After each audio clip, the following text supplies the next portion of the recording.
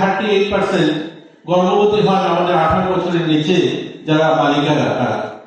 এটা কিন্তু ভয়ানক একটা আমাদের জন্য, গোটা দেশের মধ্যে প্রথম সারিতে আমরা চলে এসেছি। এটা কি গভর্নমেন্ট তার সমাধান বার করতে পারবে? গভর্নমেন্ট মহকুমা শাসকের কাছে আসে, তখন ফোন আসে, বাচ্চা যখন অনিবাস বা বিয়ের আসনে বসলো তখন ফোন আসলো যে এরকম একটা বালিকা বিবাহ হচ্ছে 14 বছর বা 15 বছরে। সেখানে প্রশাসন গেল, সেদিন হয়তো বিয়েটা ভেঙে দিল বা তাদেরকে শেল্টার হোমে নিয়ে আসলো।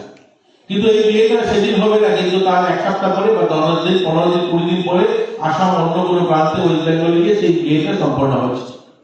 এর কারণে কি হচ্ছে, আমাদের এই এখনই একটা প্রোগ্রাম থেকে আসলে বাংলাদেশ প্রোগ্রাম, আমাদের রাজ্যে 70,000-এরও বেশি, ছোট্ট রাজ্য যেখানে 40 লাখ মানুষের বসবাস, এই 40 লাখ মানুষের বসবাসের রাজ্যে প্রায় 70,000 অধিক বাংলা ছেলে মেয়ে ভাই বোন রয়েছে।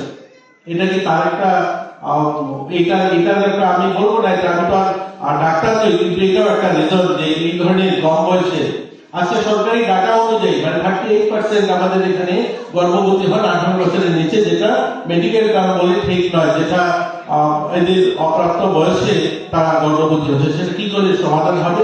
আমাদের এই সামাজিক সংস্থা যারা করি, আমরা যারা এনজিও বা অন্যান্য সংগঠন যারা করি, আমাদের সকলে মিলে তার জন্য কাজ করতে হবে। আমার পাশের বাড়ির মেয়েটা যেন 18 বছর আগে বিয়ে না হয়, আমার বোনটা যেন 18 বছর আগে বিয়ে না হয়, বা আমার বাড়ির কাজের মহিলার মেয়েটা যেন বিয়ে না হয়, তারা সরকার কার বাড়ি যাবে?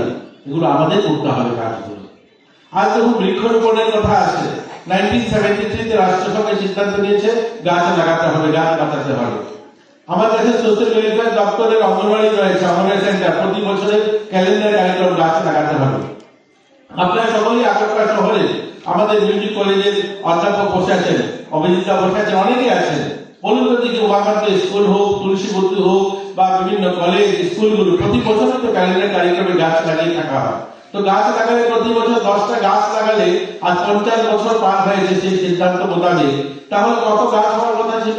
কোনো বিল্ডিং করার জায়গা থাকতো না। আজ 10টা করে গাছ লাগিয়ে উমাকান্ত মাঠে 500 গাছ হওয়ার কথা ছিল, 500 গাছ নেই, কারণ গাছ লাগানোর অনুষ্ঠান হয়েছে, গাছ বাঁচানোর অনুষ্ঠান হয়নি। গাছ বাঁচানোর জন্য সংকল্প নিতে হবে, আমাদের এই সামাজিক সংগঠনগুলো এগিয়ে আসতে হবে যে হ্যাঁ আমরা গাছ বাঁচাবো, গাছ বাঁচানোর জন্য আমরা লড়াই করব। আমরা নেশা মুক্তির কথা বলি, আমরা শুধু সরকারের কাছে বন্দুক চালাতে চাই যে সরকার নেশা মুক্তির জন্য প্রশাসন পুলিশ পাঠাবে। আমাদের দায়িত্ব নেই? আমাদের সামাজিক সংস্থাগুলোকে সংকল্প নিতে হবে যে আমরা কেউ নেশা করব না, আমাদের সংস্থার সদস্যরা নেশা করবে না, আমার পাশের বাড়ি কেউ নেশা করবে না। আজ রক্তদান অনুষ্ঠান, অদ্ভুত, খুব ভালো লাগে রক্তদান অনুষ্ঠান। আমরা দেখি যারা রক্তদান করেন তারা প্রতি বছর 2 বার 3 বার রক্তদান করছেন। আমাদের ছোট রাজ্য, 40 লাখ লোক, কত রক্ত চাই আমাদের এখানে?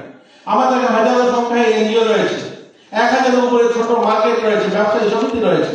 এই ক্লাবগুলো দুর্গাপুজো করছে। সকলে মিলে যদি আমরা রক্তদান করি, তাহলে ছোট ছোট রক্তদান বছরে একবার করলেই আমাদের সাফিসিয়েন্ট রক্ত হয়ে যাবে, রক্ত সংকট কোনোদিন আসবে না।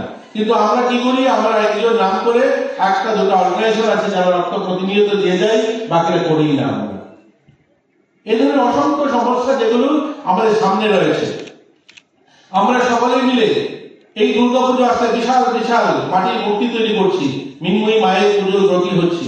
অথচ আমার কাছে এই 2-3 দিন আগে আমার অফিসে একজন বনিদি স্কুলের প্রধান শিক্ষক শিক্ষিকা ওনারা এসেছেন, আমাকে বলছেন যে আমাকে এখানে আমাদের অনেকগুলো হোম রয়েছে, সেই হোমে ওনার জন্য একটা ব্যবস্থা করার জন্য। ভাবুন, আমরা এই মাটির মূর্তি পুজোয় তো প্রতিযোগিতা করছি যুবরা, আমরা সকলে মিলে সমাজের বিভিন্ন কাজের জন্য সংকল্প নিচ্ছি, কাজ করছি। অথচ যে মাঠ, ত্যাগ, তপস্যা, ভালোবাসায় এত কিছুর পর আমরা নিজেরা সমাজে প্রতিষ্ঠিত হই, তাদের জন্য বাড়িতে একটা রুম তৈরি করতে পারি না, তাদের জন্য সরকারকে বৃদ্ধাশ্রম তৈরি করতে হয়। আগরতলা শহরে 3টা বৃদ্ধাশ্রম, আরো প্রত্যেক জেলাতে আমাদের বৃদ্ধাশ্রম তৈরি করতে হচ্ছে। আমার ওই ভোট বলছিল, সেক্রেটারি এখানকার বলছিলেন যে আমরা শেল্টার হোম তৈরি করব। আমাদের সংকল্প হওয়া চাই যে একজন মাকেও যেন, একজন বোনকেও যেন, একজন দিদিকেও যেন শেল্টার হোমে না যেতে হয়। কেন শেল্টার হোমে যাবে তারা? আমরা কেন বৃদ্ধাশ্রম সরকার তৈরি করবে? কেন আমরা এনজিওরা বৃদ্ধাশ্রম তৈরি করব? আমরা এমন ভাবে সমাজ নির্মাণ করতে চাই, একজন মাকেও যেন বৃদ্ধাশ্রমে না যেতে হয়, একজন বাবাকেও যেন বৃদ্ধাশ্রমে যেতে না হয়, সেটা হবে আমাদের সমাজ।